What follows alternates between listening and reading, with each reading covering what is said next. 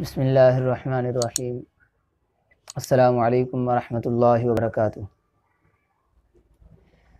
میرے دوستو، اللہ رب العزت نے قرآن کریم میں ارشاد فرمایا وَقَضَىٰ رَبُّكَ أَلَّا تَعْبُدُوا إِلَّا إِيَّاهُ وَبِالْوَالِدَيْنِ إِحْسَانًا، کہ اللہ کی ذات کے ساتھ کسی کو شریک نہ ٹھہرا جائے اور صرف اسی کے سامنے اپنی اس معزز پیشانی کو جھکایا جائے اور اپنے والدین کے ساتھ اچھا سلوک کیا جائے۔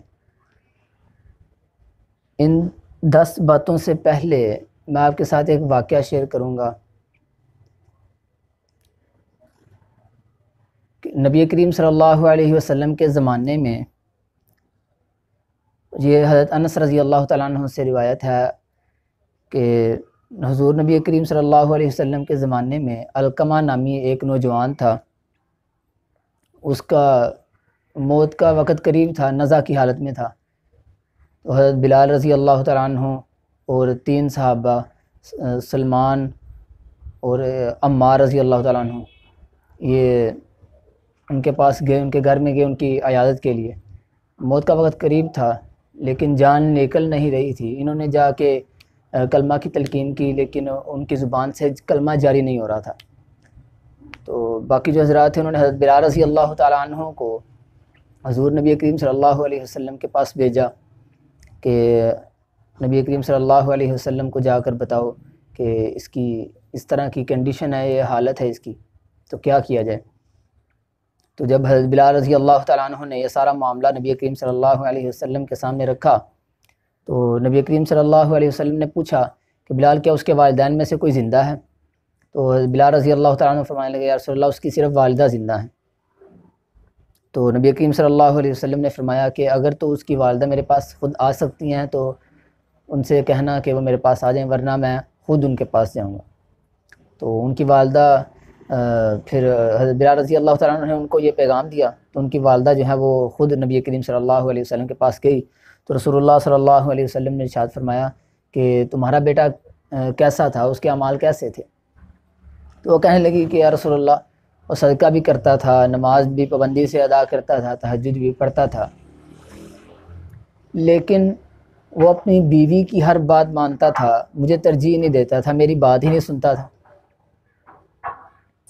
تو نبی کریم صلی اللہ علیہ وسلم نے ارشاد فرمایا کہ اگر آپ اسے معاف نہیں کریں گے تو میں ابھی لکڑی منگواتا ہوں، لکڑی منگوا کے میں اسے ابھی آپ کے سامنے جلا دیتا ہوں۔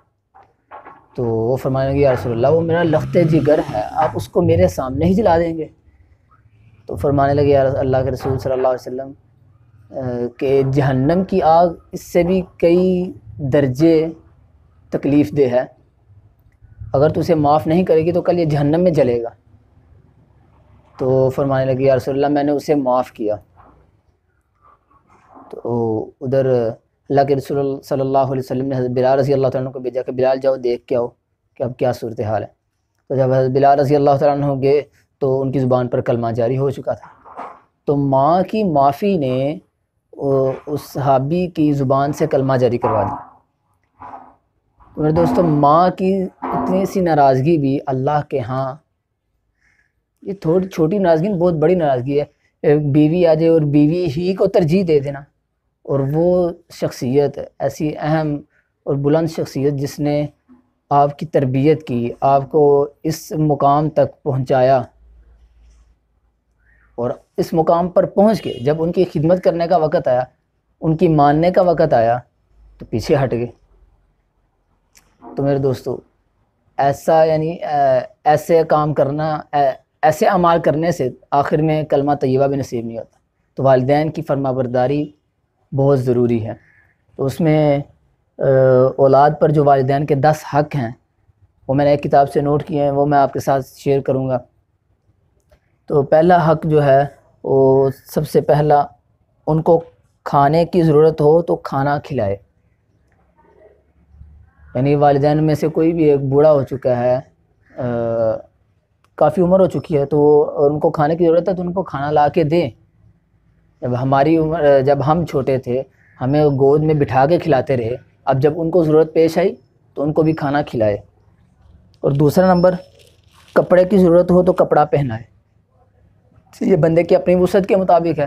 اگر مالدار ہے، کماتا ہے اچھا بھلا، تو اس حساب سے ان کو کپڑے لے کے دے، ان کی ضروریات پوری کرے۔ نمبر 3، جب ان میں سے کسی ایک کو خدمت کی ضرورت ہو تو خدمت کرے۔ تو بچپن میں وہ ہماری خدمت کرتے رہے، جیسے ان کا حق تھا اب ہمارا بھی حق ہے، تو ان کی خدمت کی جائے۔ نمبر 4، جب وہ بلائیں، یہ اہم پوائنٹ ہے، جب وہ بلائیں تو حاضر خدمت ہو اور جواب دے۔ آج کل میرے دوستو ہمارے اس معاشرے میں یہ موبائل آ گیا، یہ باہر معاشرہ کا جو ماحول ہے، آج والدین جو ہیں اپنی اولاد کو، اپنے بچوں کو ایک آواز نہیں 4-5 آوازیں بھی دیں، پھر بھی اولاد بہت مشکل سے جی ابو جی، جی امی جی میں آیا۔ لیکن یہ بات میرے دوستو، اگر باہر سے کوئی ایک دوست بھی آواز دیتا ہے کہ فلاں یار آجا باہر چلیں، کھیلنے چلتے ہیں یا فلاں کام کرنے چلتے ہیں، تو اس کی باہر والے کی ایک آواز پر ہم جواب دیتے ہیں۔ لیکن جب ماں باپ کی باری آتی ہے، ماں باپ 1 نہیں 3 نہیں 5 پتہ نہیں کتنی آوازیں دے دیتے ہیں، پھر جا کے ہم جواب دیتے ہیں، اور جواب دینے کے بعد پھر وہ کام کرتے ہیں۔ تو میرے دوستو، جب وہ بلائیں ماں باپ تو حاضر خدمت میں ہو، اور جلد جو پہلی آواز پر ہی کہے جی امی جان، جی ابو جان۔ یہ نہیں کہ بلا کے تھک جائیں، وہ ایسی بات ماننے کا تو کوئی فائدہ نہیں میرے دوستو۔ اور 5ویں نمبر پر ان کو نام لے کر نہ پکارا جائے، یعنی ان کو نام لے کر نہ پکارے۔ اور 6واں نمبر، ان کے پیچھے پیچھے چلا کرے، یعنی یہ ادب کا تقاضا ہے، احترام ہے کہ اگر آپ کہیں جا رہے ہیں، اپنے والد کے ساتھ جا رہے ہیں، تو آپ کے اپنے والد کو آگے رکھیں، آپ ان کے پیچھے پیچھے چلیں۔ اور نمبر 7، جب وہ کسی بات کا حکم دیں تو اطاعت کریں، یعنی کسی بات کا حکم کرتے ہیں آپ کو، فلاں بازار سے یہ کام کر دو، فلاں کام کر دو، تو آپ کریں، ان کی بات مانیں، لیکن جب کہ حکم کسی معصیت یا غیبت کا نہ ہو، یعنی کوئی بھی شریعت کے خلاف حکم ہے اس کو نہ ماننا جائے، باقی ان کی ہر بات مانی جائے۔ اور نمبر 8، ان کے ساتھ نرم گفتگو کرے۔ آج معاشرے میں میرے دوستوں والدین کے ساتھ کیا سلوک ہو رہا ہے آپ بھی جانتے ہیں، اور میرے بھی 1-2 واقعات مشاہدے میں ہیں۔ آج والدین کے ساتھ نرم گفتگو، نرم لہجہ تو ہے ہی نہیں۔ ہمارا نرم لہجہ، ہمارا میٹھا بول، میٹھا انداز وہ صرف باہر والوں کے لیے ہے، لیکن جب ہم گھر آتے ہیں، گھر وہی کرواہٹ، وہی غصہ، پتہ نہیں کیسا مزاج ہو چکا ہے آج کے معاشرے میں لوگوں کا۔ آج کل تو بیٹیاں بھی اللہ معاف کرے اپنی ماں کو اپنی ماں کی آواز سے کتنے گنا اونچی بولتی، کہ یہ میرے دوستوں والدین کا اولاد پر حق ہے۔ تو والدین کے ساتھ نرم گفتگو کی جائے۔ نمبر 9، ان کے لیے وہی پسند کرے جو اپنے لیے پسند کرتا ہے، اور وہی ناپسند سمجھے جو اپنے لیے ناپسند سمجھتا ہے۔ تو والدین کے لیے وہی چیز پسند کی جائے جو اپنے لیے پسند ہے۔ یہ تو ایک اصول ہے کہ جو چیز خود پسند ہو وہی دوسرے کے لیے پسند کرنی چاہیے، اس سے قدر بڑھتی ہے، مرتبہ بڑھتا ہے۔ اور آخر پہ میرے دوستو 10واں نمبر جو ہے، جو اپنے لیے دعا کرے تو ان کے لیے، یعنی جب بھی اپنے لیے دعا کرتا ہے نماز میں یا اور کے نوافل میں، تہجد میں، جب بھی اپنے لیے دعا کرے تو ان کے لیے بھی مغفرت کی دعا کرے۔